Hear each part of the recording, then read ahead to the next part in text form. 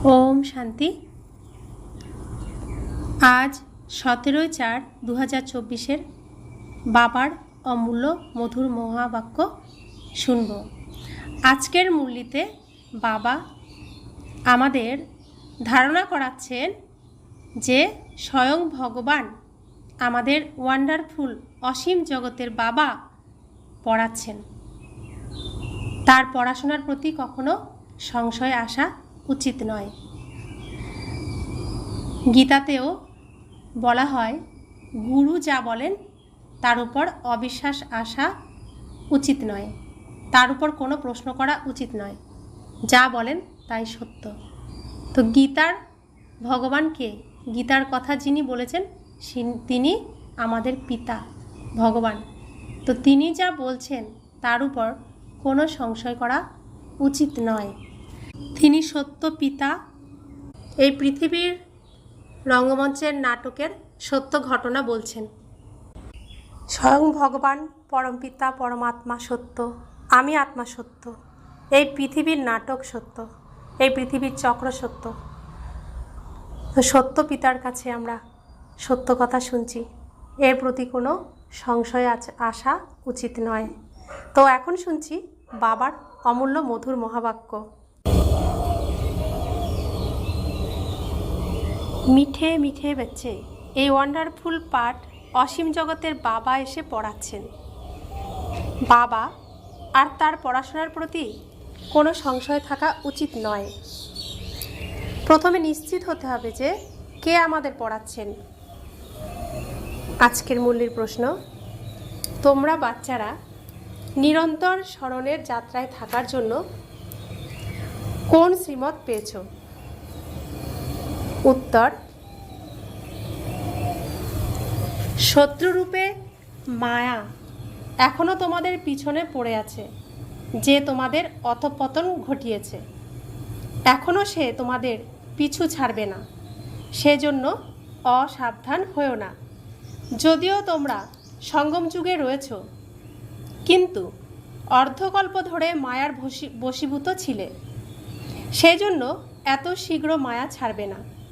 স্মরণ করা ভুলে যাওয়াতেই মায়া এসে বিকর্ম করিয়েছে, সেই জন্যই সাবধান হতে হবে। আসুরিক মতে চলা উচিত নয়। ওম শান্তি।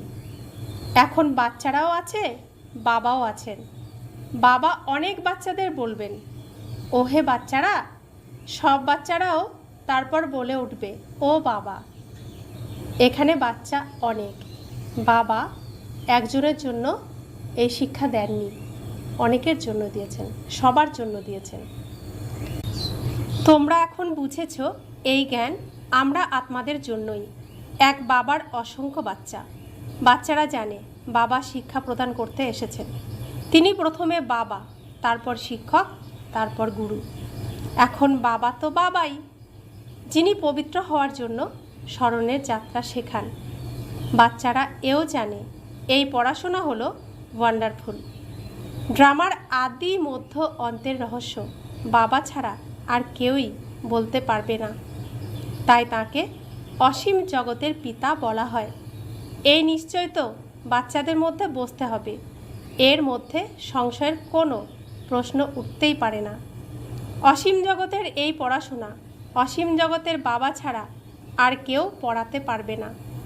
আহ্বান করা হয়, বাবা এসো, আমাদের পবিত্র জগতে নিয়ে চলো, কেননা এ হলো পতিত জগৎ।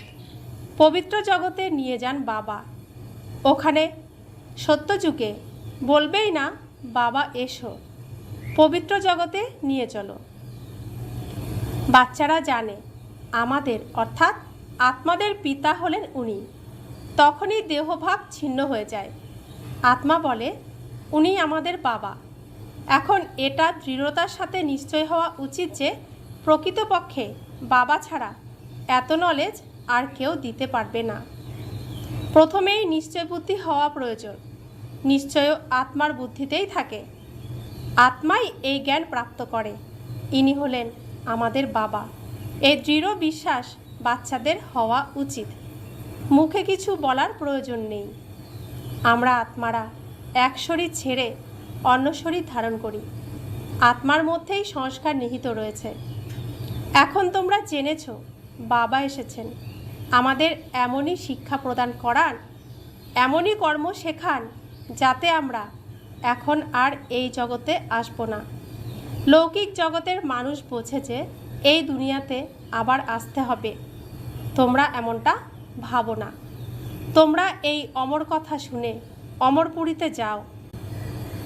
অমরপুরী, যেখানে সব সময় অমরত্ব থাকে, অকালে মৃত্যু হয় না।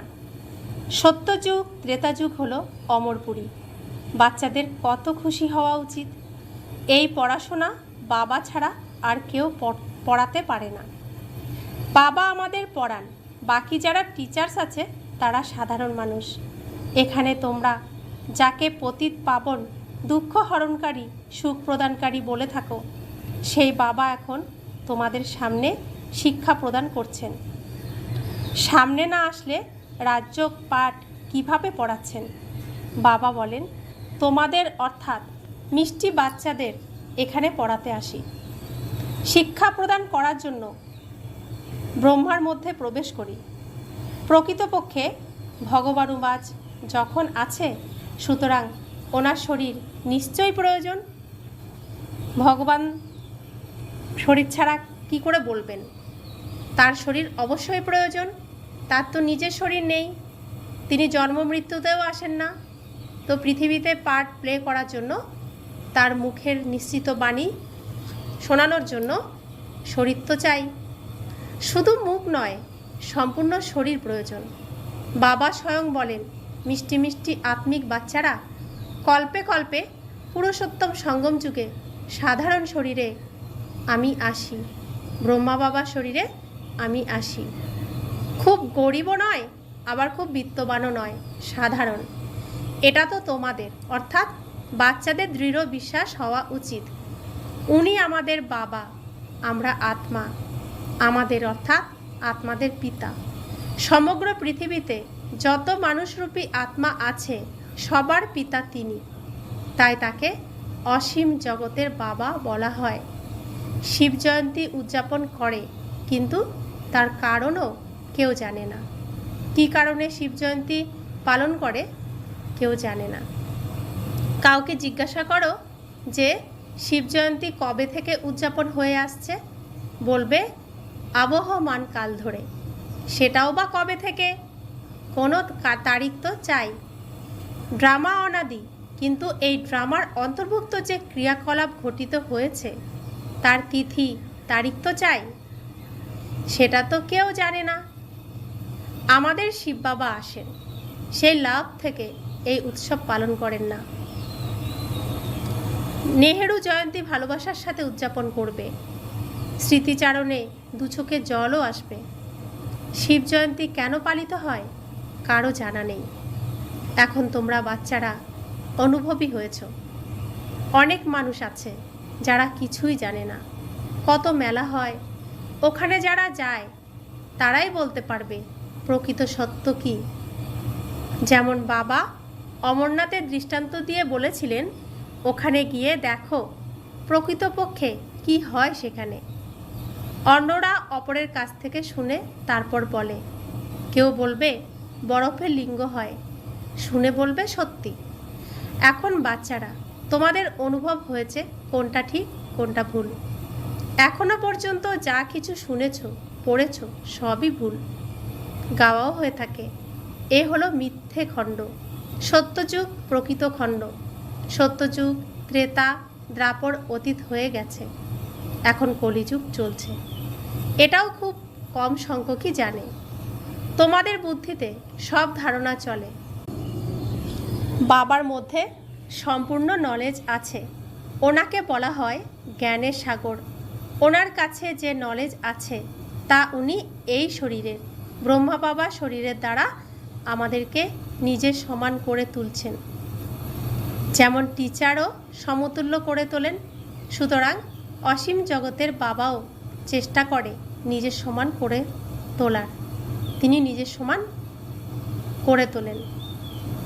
লৌকিক স্কুল কলেজে যেমন, ইঞ্জিনিয়ারিং কলেজে ইঞ্জিনিয়ার, ডক্টরের কলেজে ডক্টর, আইনের কলেজে আইনজ্ঞ, টিচারের কলেজে টিচার, সেরকম ভগবানের কলেজে পড়লে, ভগবানের ইউনিভার্সিটিতে পড়লে ভগবান তুল্য হওয়া যায়, সার্টিফিকেট ভগবান প্রাপ্ত হয়। তাই শ্রীকৃষ্ণকে ভগবান আমরা বলি, ভগবান ভগবতী আমরা বলি, কারণ তিনি রাধা নাম্বার 1, তাই তাদেরকে ভগবান ভগবতী বলি।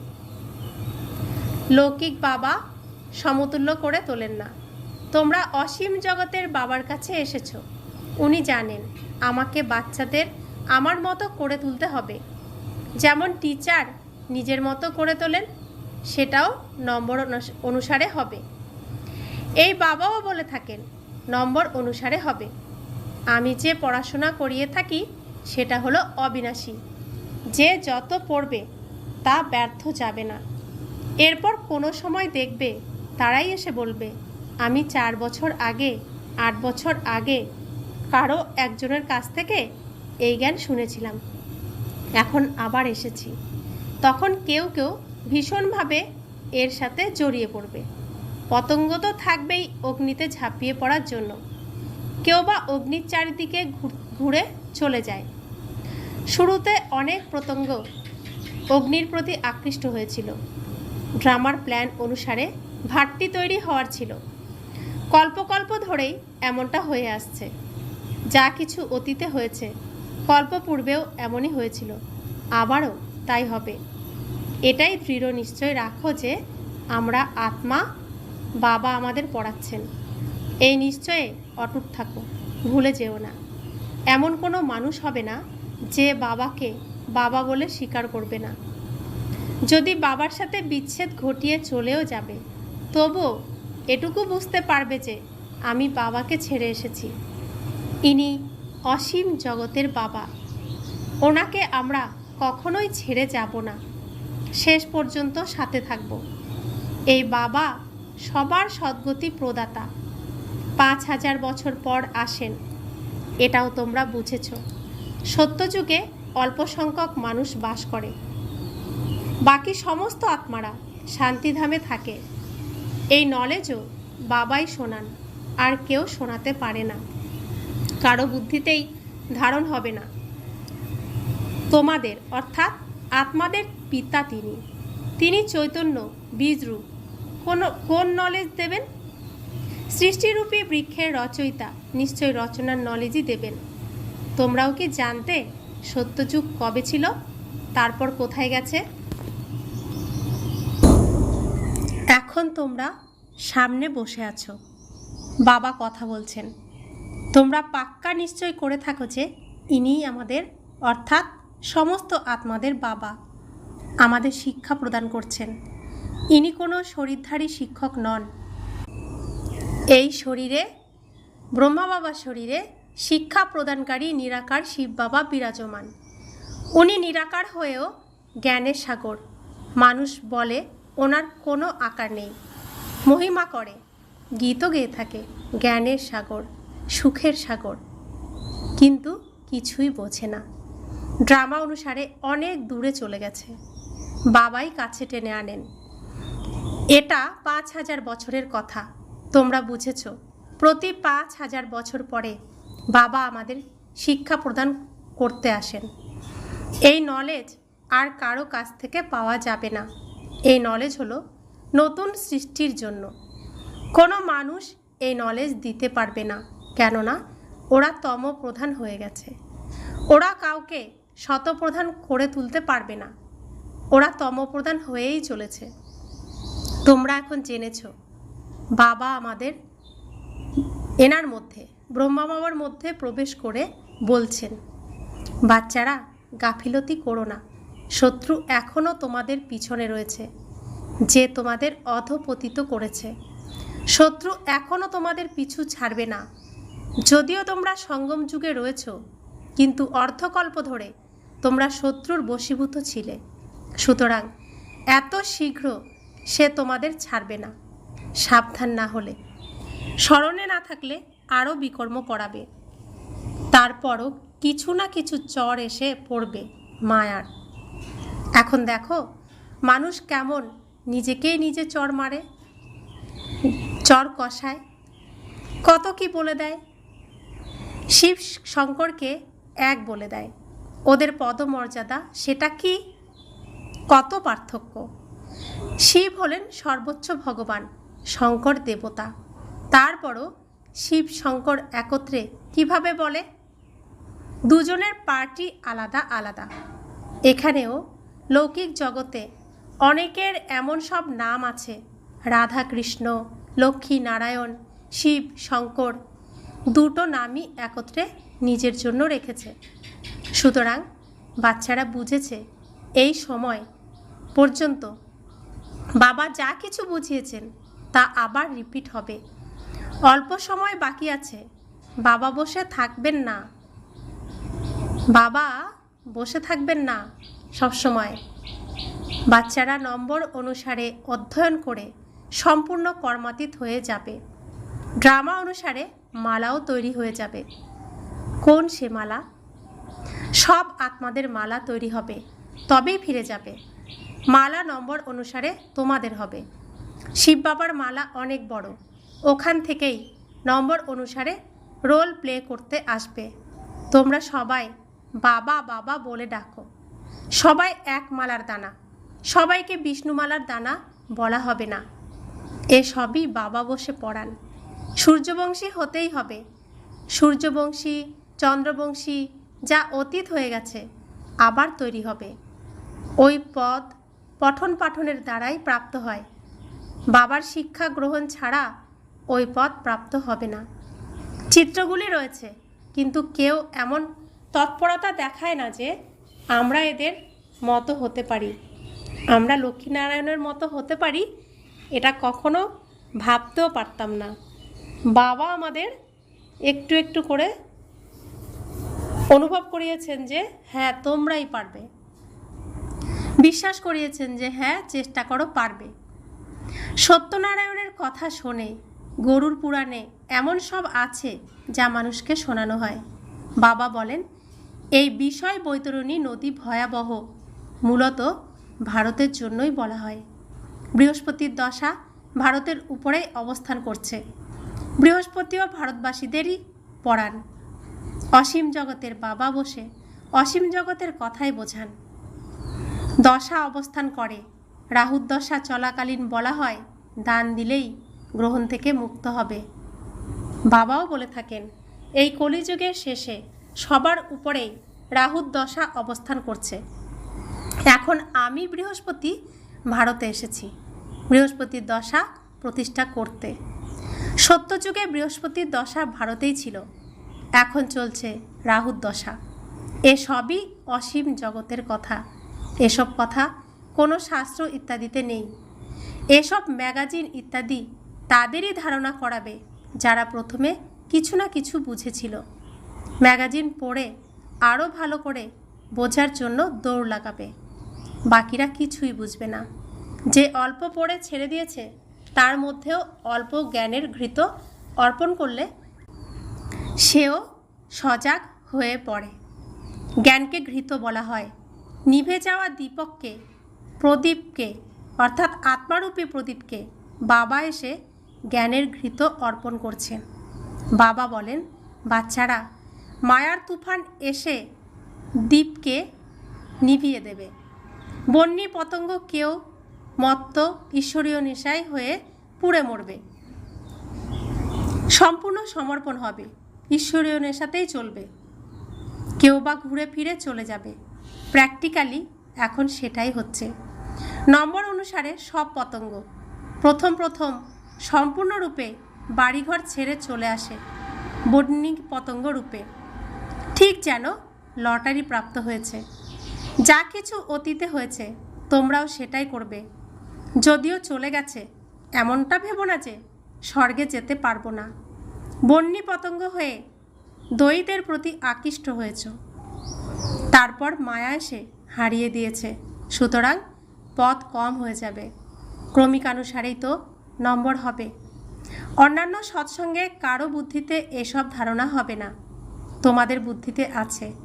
বাবার সৃষ্টি নতুন দুনিয়াতে যাওয়ার জন্য আমরা সবাই নম্বর অনুসার পুরুষার্থ অনুসারে শিক্ষা গ্রহণ করছি।